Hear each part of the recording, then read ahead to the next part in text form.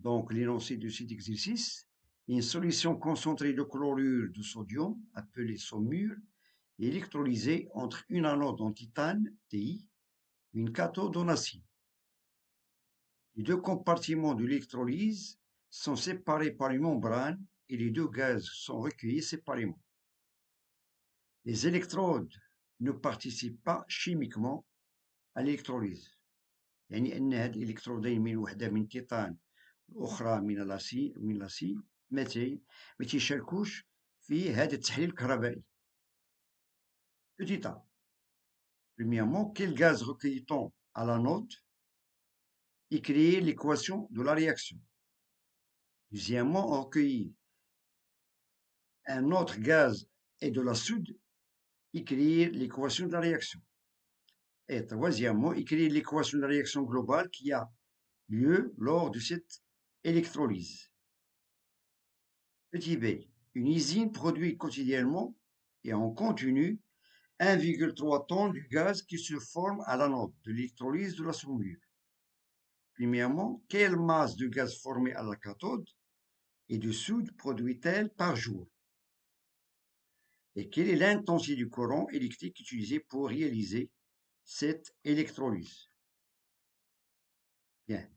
إذا من خلال هذا التمرين عندنا واحد السؤال الأول مطلوب ما هو طبيعة الغاز الذي يتكون على الأنود؟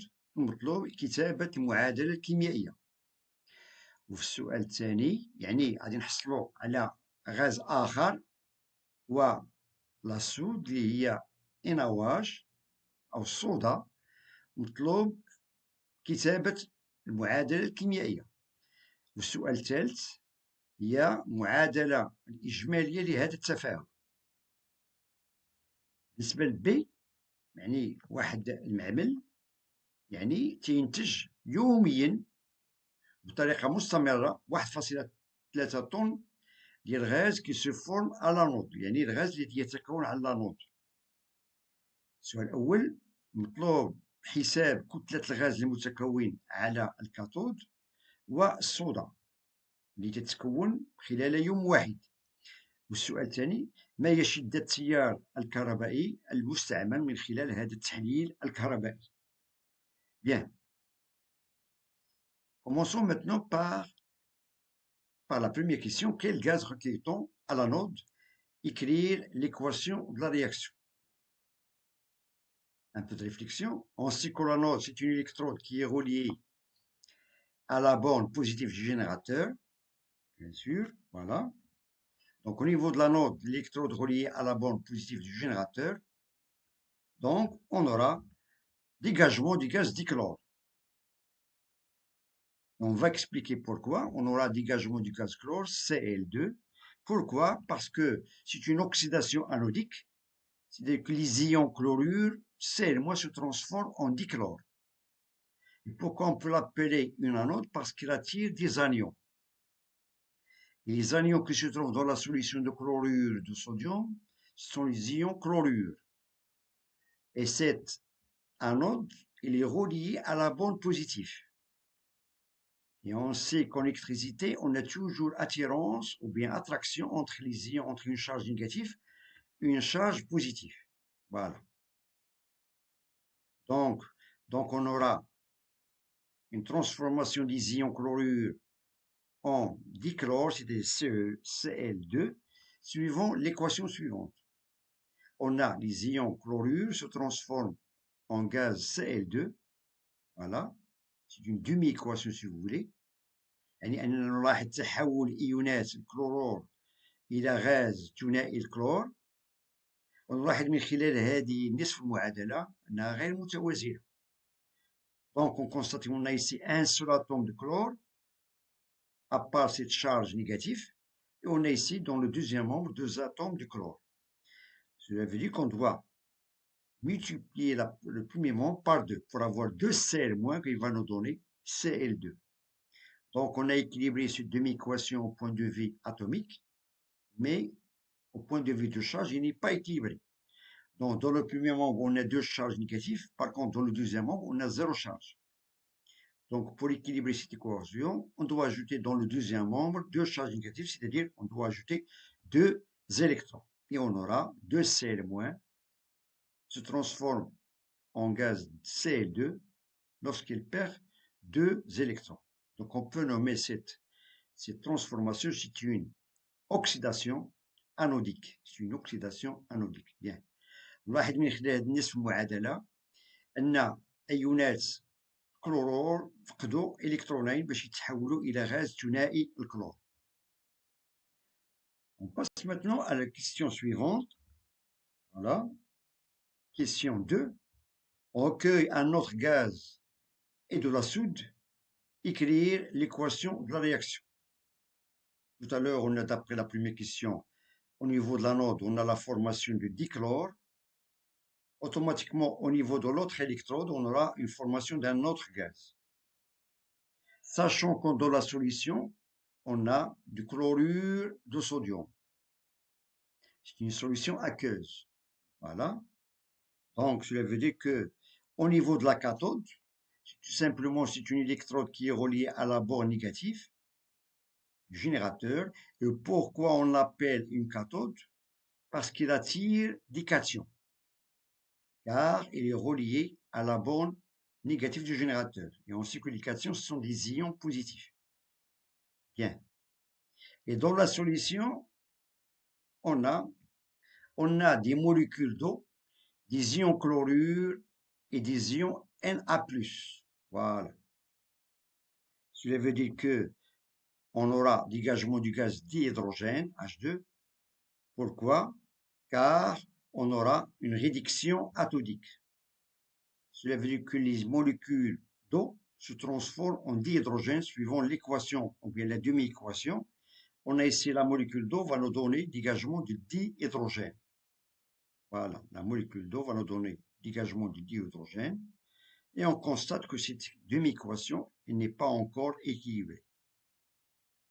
Voilà, pour l'équilibrer, on doit ajouter. On peut constater maintenant qu'on a l'équilibre de cette demi-équation.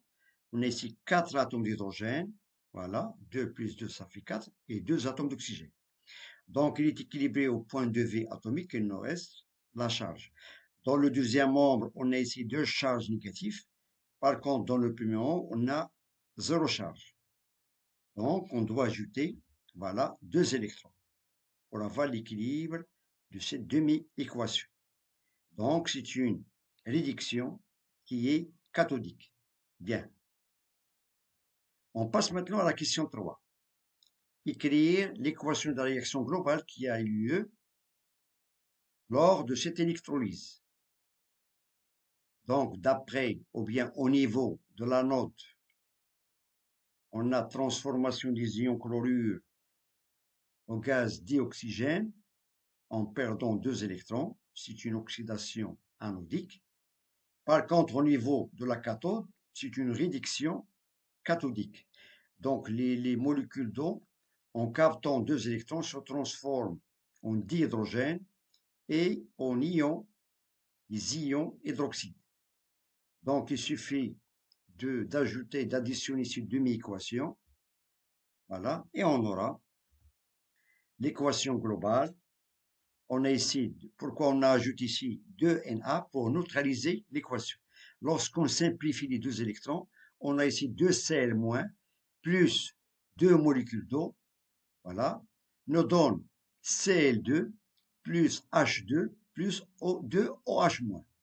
Donc les deux membres, dans le premier membre, on a des charges négatives, de même dans le deuxième membre. Donc pour neutraliser cette équation, ou bien cette équation globale, on doit ajouter des charges positives. Où peut-on trouver les charges positives? C'est tout simplement des ions sodium. Voilà. Et on peut constater d'après ce schéma, on a ici le générateur, on a ici un ampèremètre. L'anode, c'est une électrode en tétane, d'après les données, et la cathode en acier. On a ici la solution de l'eau salée, c'est tout simplement de Na plus aqueux et des Cl- aqueux. Et au milieu, on a paroi poreuse. Et on peut, pourquoi il est poreuse? Pour laisser passer des ions à travers. On a ici les molécules d'eau se transforment en ions hydroxyde et en dihydrogène. Par contre, on a les ions Cl- se transforment en dichlore. Voilà, simplement. Et donc, pour équilibrer, pour avoir une solution neutre, bien sûr, on doit ajouter dans les deux membres des ions sodium. من خلال هذه النصف المعادلات تلاحظوا ملي تنجمعوا الطرفين ديال الاول ديال المعادلتين تيبقى لنا مشكل ديال الشحنات السالبه. دونك يعني باش يكون هناك توازن من حيث الشحنات ضفنا ايونات الصوديوم اللي موجودين اللي تعتبروا هما ايونات متفرجه سون دي زيون سبيكتاتور pour avoir la neutralité de l'équation. Tout simplement. Ça, c'est l'équation globale de cette réaction. Bien. Passons maintenant à la question suivante. Petit b, une usine produit quotidiennement et en continu 1,3 tonnes du gaz qui se forme à l'anode de l'électrolyse de la saumure. Quelle masse de gaz formée à la cathode et de soude produit-elle par jour? Bien. Un peu de réflexion. Donc, tout d'abord, on va dresser le tableau d'avancement de cette réaction. Donc, on a écrit l'équation globale de la réaction. On a ici 2 Na plus Cl-, c'est-à-dire le chlorure de sodium, plus des molécules d'eau, c'est une solution aqueuse. Voilà, il va nous donner du dihydrogène gazeux, du dichlore gazeux et du hydroxyde de sodium, c'est de la soude qui est aqueuse. Voilà. Et on dresse le tableau suivant. On a ici l'état initial. Voilà. الحالة البدئية en mol. الحالة النهائية l'état final. Et c'est-à-dire chaque corps, on a ici pour le chlorure de sodium, on a la quantité de matière, c'est N1. Ça, c'est l'état initial. Et la quantité de matière de l'eau, c'est N2. Bien sûr, on n'a pas encore obtenu du dihydrogène, ni du dichlore, ni du hydroxyde de sodium, c'est-à-dire 0, 0, 0. Voilà. À l'état final, il s'est formé, bien sûr, un certain nombre de moles. D'où on écrit, voilà, on écrit N1 moins 2X. C'est-à-dire, il s'est formé X moles. Et on a été, étant donné qu'on a ici un coefficient, donc on doit multiplier par 2 pour avoir N1 moins 2X. De même ici, N2 moins 2X, voilà. Et on a ici le coefficient C1, c'est-à-dire il se forme X. De même pour le dichlore.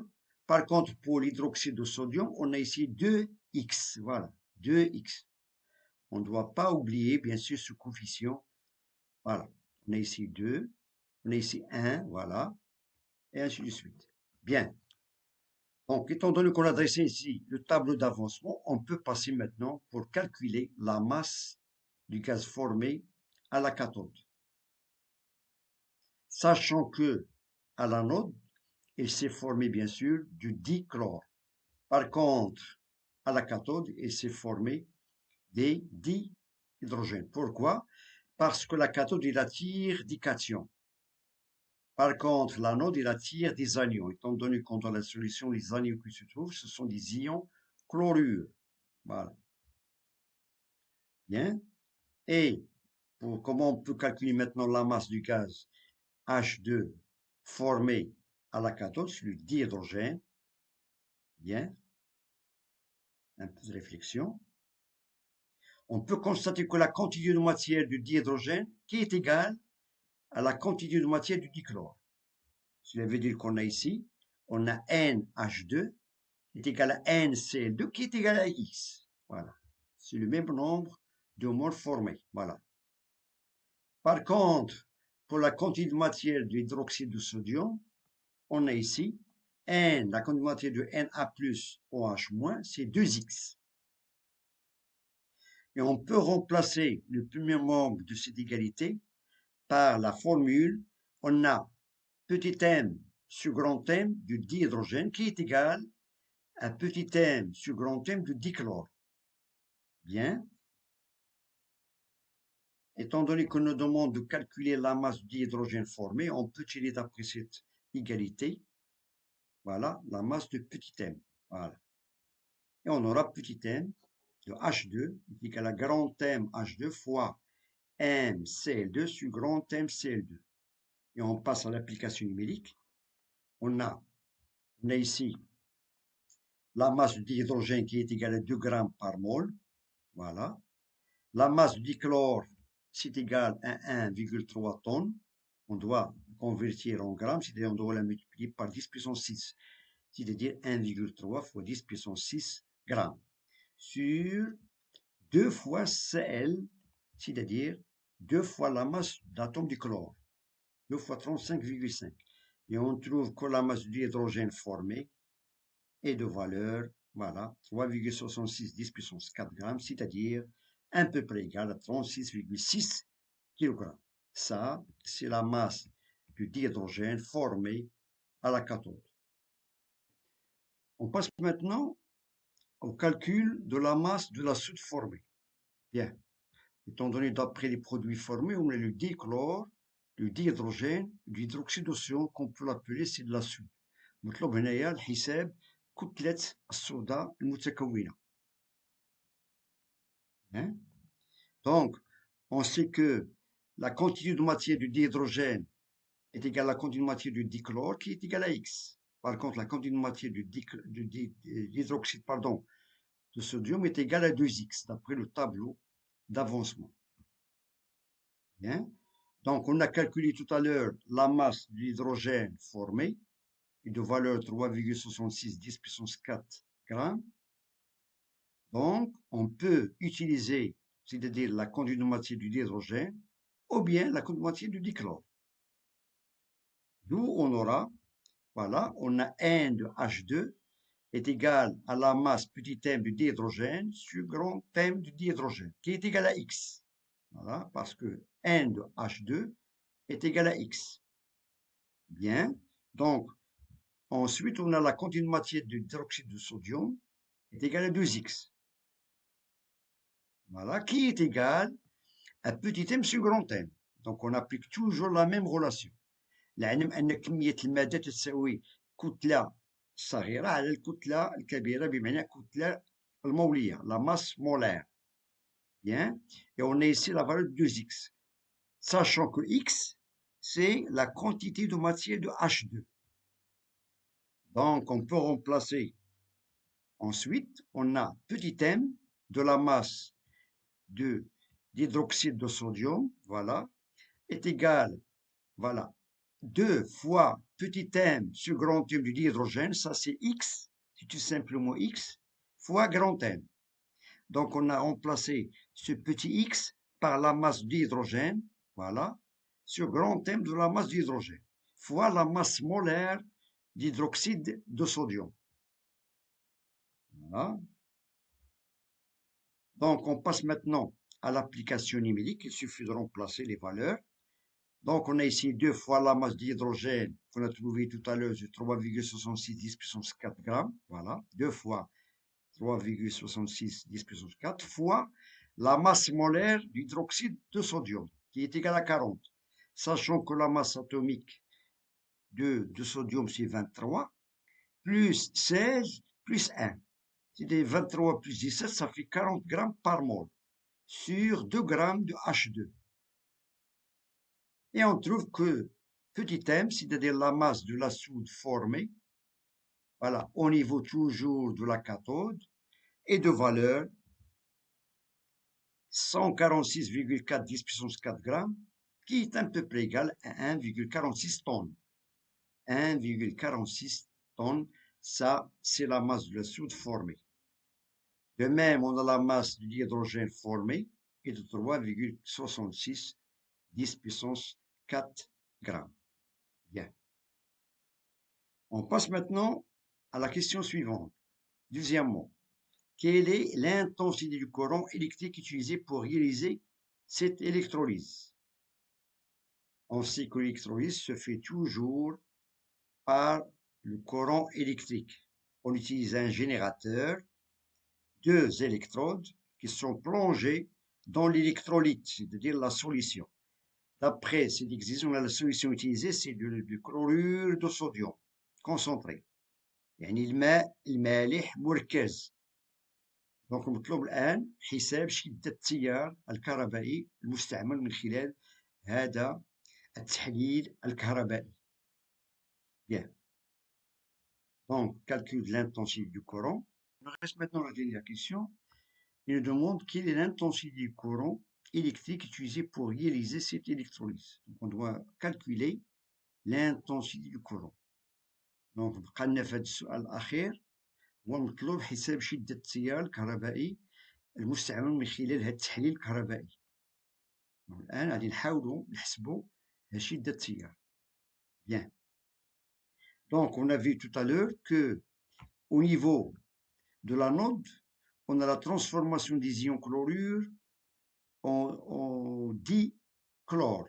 Donc, on a ici une oxydation anodique. C'est-à-dire que les ions chlorure, ils ont perdu 2 électrons pour se transformer en dichlore. Par contre, au niveau de la cathode, on a ici des molécules d'eau, lorsqu'ils captent des électrons, se transforment en dihydrogène plus l'hydroxyde, plus les ions hydroxyde, pardon. Car d'après l'énoncé, on a que la première question nous demande que la masse du gaz formé auprès de la cathode et de la soude, étant donné que la cathode, il y a la formation du dihydrogène et du milieu basique, ce sont des ions hydroxydes. Bien. On peut constater d'après ces deux demi-équations, on a un échange des électrons du nombre 2. Cela veut dire que le nombre des électrons échangés au niveau de ces électrodes est égal à 2. Bien. Et on applique la relation suivante. On a la quantité d'électricité est égale à I fois delta de T qui est égal au nombre d'électrons, voilà, la quantité de moitié des électrons échangés, fois la constante de Faraday, F. Avec F et de valeur 96 500 coulombs par mol, bien, et ce N électrons est égal à 2x, voilà, est égal à 2x, parce qu'on a le nombre d'électrons échangés entre les ions chlorure et les molécules d'eau, c'est 2, bien, N électrons est égal à 2x mol. Et de même que la durée, T, étant donné dans une journée, on a 24 heures, et chaque heure est égale à 3600 secondes. Donc on doit toujours respecter les unités dans le système international. On a ici la constante F est coulomb par mol, la quantité de matière en mol, et la durée est toujours en secondes. Bien, et on va tirer l'expression de I. On a I est égal à N électrons fois F sur delta de T. Et on sait que N électrons est égal à 2x. Voilà. Et on sait que X est égal, c'est la quantité de matière, soit c'est la quantité de matière du dihydrogène qui est égale à la quantité de matière du dichlore. Voilà. Et on place, on a ici 2m du dichlore sur grand M du dichlore, c'est-à-dire ça sur petit n, c'est-à-dire qui est égal à x, c'est 2 fois x, fois F, la constante de Faraday, sur delta de T, c'est la durée d'une journée. Et on passe à l'application numérique. En place, on a ici 2 fois la petite masse du dichlore qui est égale à 1,3 tonnes. Voilà, 2 fois 1,3 tonnes. On doit la convertir en grammes, c'est-à-dire on doit multiplier par 10 puissance 6 fois 96 500 sur la masse du dichlore, la masse molaire du dichlore qui est égale à 71, c'est-à-dire 35,5 fois 2, 71, fois la durée, 24 fois 3600. Et on trouve que cette intensité du courant est de valeur 4,1 10 puissance 4 ampères. 4,1 10 puissance 4 ampères, ça c'est l'intensité du courant utilisée pour réaliser cette électrolyse de la solution de chlorure de sodium concentré. Bien. Donc, je vous remercie de votre attention. Bon courage et à très bientôt. لا تنسوا الإعجاب بالفيديو والاشتراك في القناة.